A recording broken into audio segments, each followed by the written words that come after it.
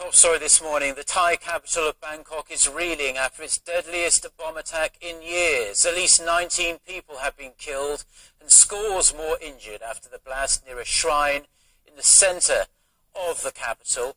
The Erawan Shrine, which was bustling with people at the time, is a major tourist attraction in Bangkok. Foreigners, including some Chinese nationals, were among the casualties.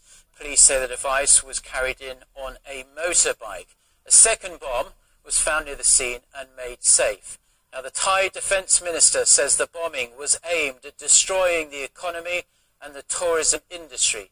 As yet, there has been no immediate claim of responsibility for the blast. The government in Thailand has listed Bangkok's top 10 danger zones, all of them top tourist sites too.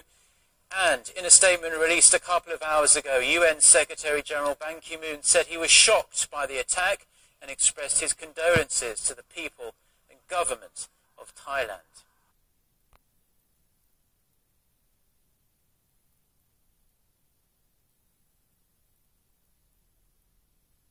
Now, Lotte's shareholders have backed the current CEO of the group, Shin Dong-bin, to manage the huge conglomerate that operates both in Korea and Japan, approving the reform agendas proposed by the younger Shin at a crunch meeting in Tokyo on Monday.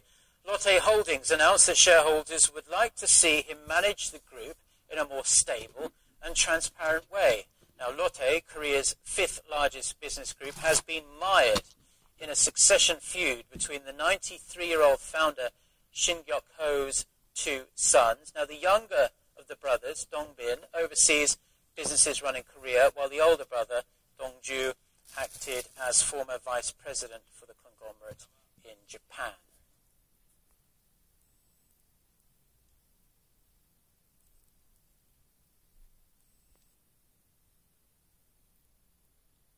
Hello and welcome to this newscast. I'm Daniel Che. Let's start with our first story.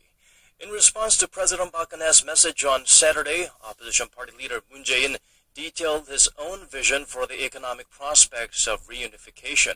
Our Song Ji-san gives us Moon's take on ensuring a bright future for Korea in these times of slowing growth. A day after nationwide celebrations of Korea's liberation, main opposition leader Moon Jae-in laid out his vision for the integration of the two Koreas. In his speech marking the 70th anniversary, the head of the main opposition New Politics Alliance for Democracy said Sunday that Seoul should prepare for the next 30 years with the goal of expanding its economic zone through economic unity. By bridging the Korean peninsula with other continents through the North's territory, Moon suggested that the resulting economic integration would create new jobs and growth momentum. Reunification may not take place soon, but if our economic unity comes first, our companies will immediately gain access to a market of 80 million people. Korea will then be able to achieve a per capita income of $30,000 US. Calling for reconciliation with the North, Moon also urged the government to resume reunions of separated families and restart the stalled six-party talks aimed at denuclearizing Pyongyang. The former chief of staff to late President Roh Moo-hyun finished runner-up to President Park Geun-hye during the 2012 presidential election and is a favorite to run the next race. In a statement, the ruling Tenuri Party responded to Moon's call for economic unity by labeling it a vague idea built on thin cloud. It also warned that careful discretion should be taken when approaching Pyongyang, considering its ongoing provocations. 송지선, 아리랑 뉴스.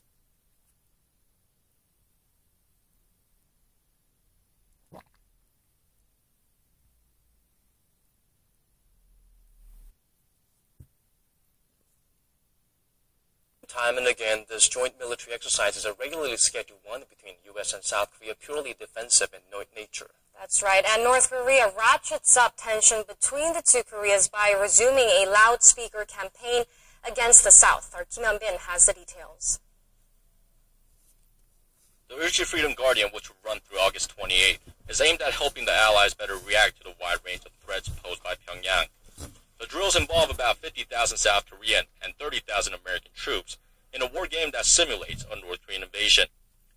Officials say Pyongyang was informed of the Allies' plans on Saturday through loudspeakers at Panmunjom, the truce village inside the DMZ. North Korea has a history of condemning the drills, calling them practice for an invasion of the North This year is no different, as Pyongyang threatened over the weekend to take strong military counteractions against the U.S. if the drills proceed. In response to the Ulchi Freedom Guardian exercise, we will take intense and appropriate counterattack measures. North Korea has also resumed anti-Seoul broadcasts at the border, further heightening tensions between the two Koreas.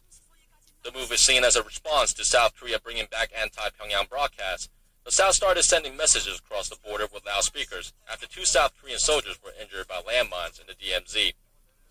South Korean military officials say the North's broadcasts are aimed at preventing its people from hearing the South's anti-Pyongyang broadcast, rather than conveying messages across the border. South Korea's defense ministry says it has strengthened its security level in case of any additional provocations from the North. Kim Hyun-bin, Aria News.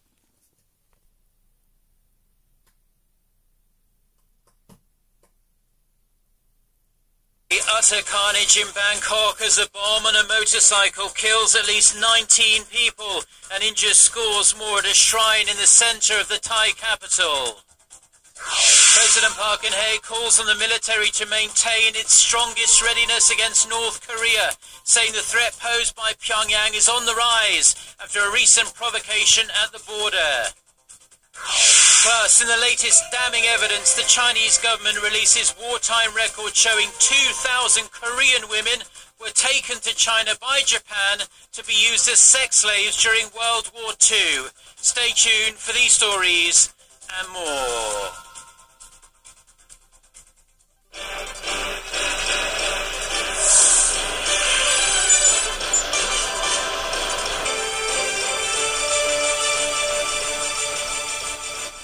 Hello and welcome. It's 6 a.m. on Tuesday, August 18th here in Seoul. I'm Mark Broom and you're tuned in to our early morning edition of Arirang News.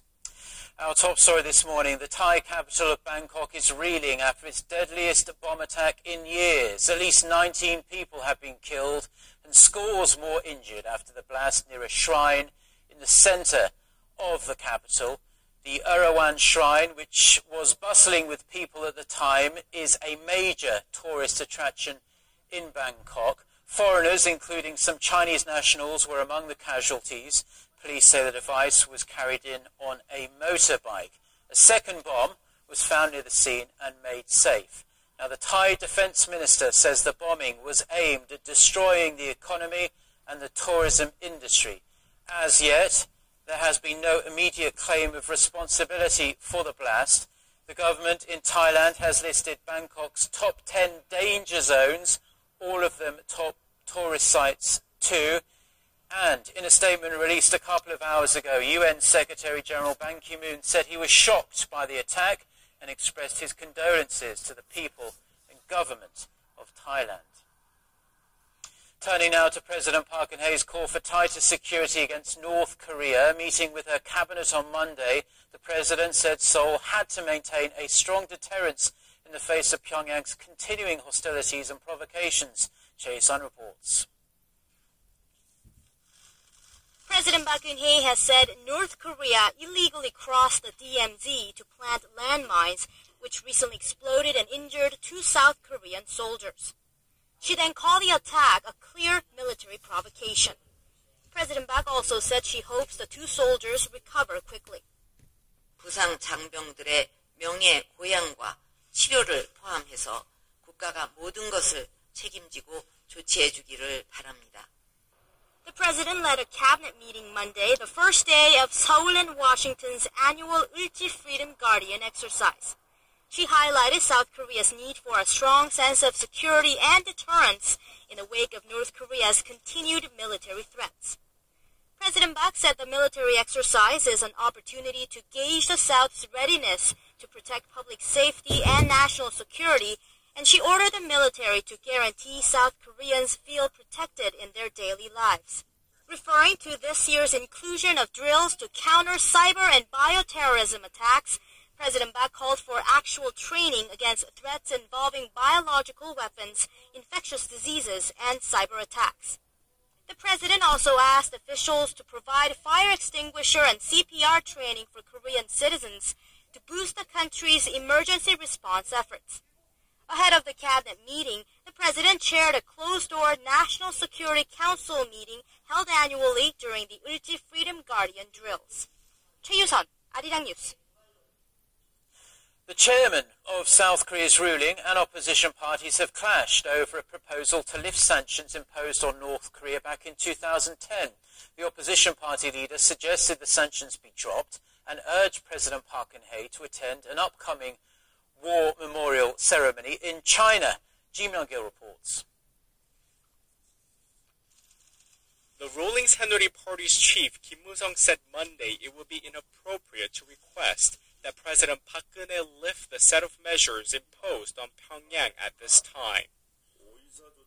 I don't think it is appropriate to suggest lifting the May 24th sanctions on North Korea if we consider the 46 South Korean soldiers that were killed in the torpedoing of a naval ship in 2010 and the recent landmine provocation by the North at the DMZ.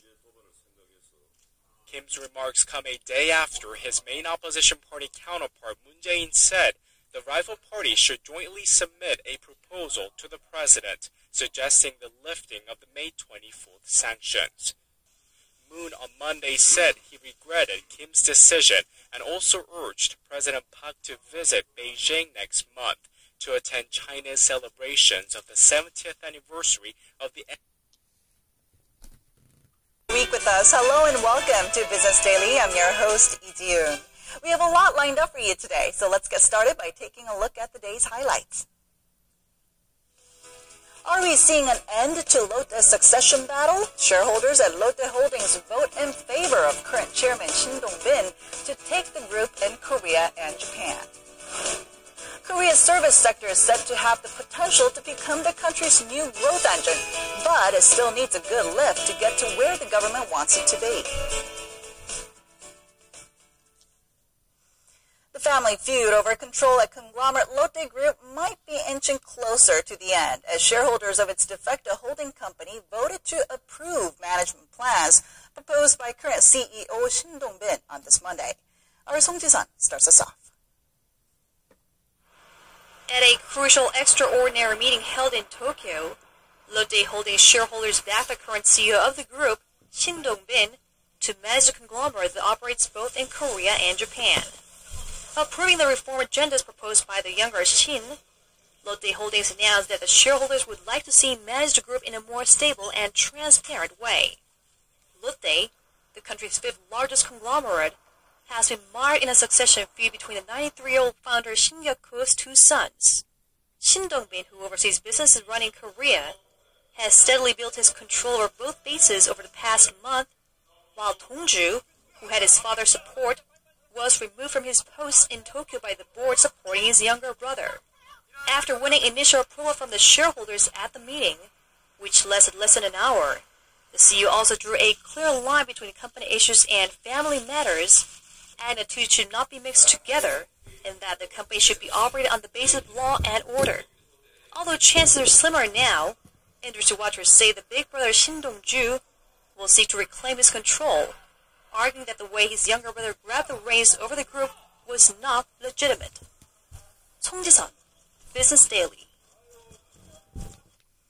The chairman of Financial Services Commission, Im Jong-yong, has vowed to put all efforts forward so that Koreans can feel the effects of financial reforms by the end of this year. The chairman emphasized that the voices of financial consumers, like individuals and businesses, need to be reflected when drawing up policies, and called for deregulations that will make financial activities more convenient. The Financial Services Commission and Financial Supervisory Service launched an on-site